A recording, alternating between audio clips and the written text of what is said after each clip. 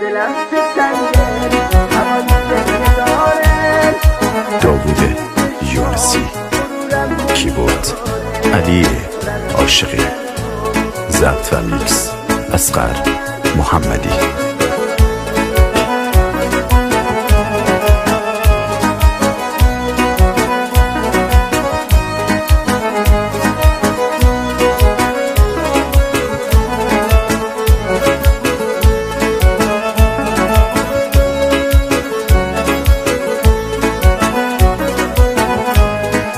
دلم چه تنگه هوای گریه داره، اشک توی چشمام غرورم نمیذاره.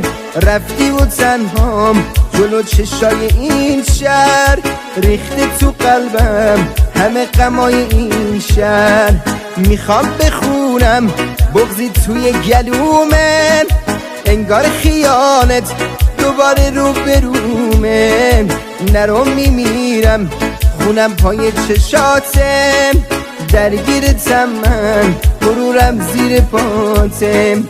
گاهی میخوام تو زندگیم نباشی، دلم میگه نه آخه تو خداشی.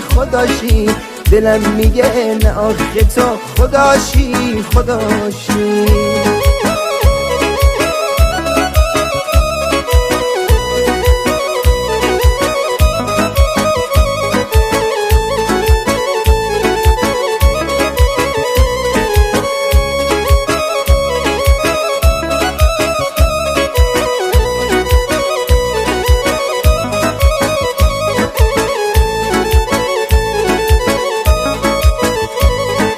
بین من و تو هنوز مونده چیزایی، نرو میمیرم عزیز من کجایی.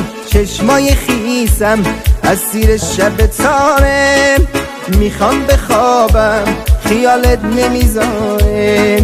دنیای بیره بی تو خونه درده، رفتی سر من روی شونه درده.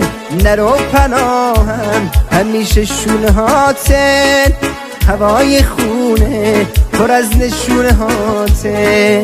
گاهی میخوام تو زندگیم نباشی، دلم میگه نه آخه تو خداشی. دلم میگه نه آخه تو خداشی.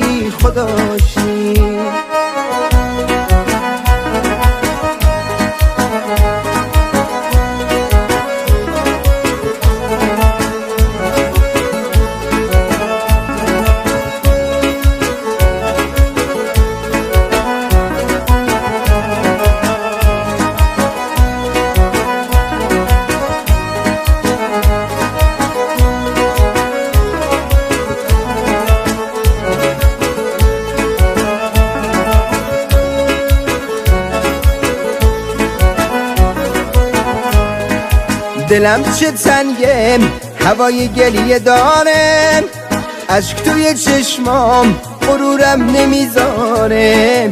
رفتی و تنهام جلو چشای این شهر، ریخته تو قلبم همه غمای این شهر.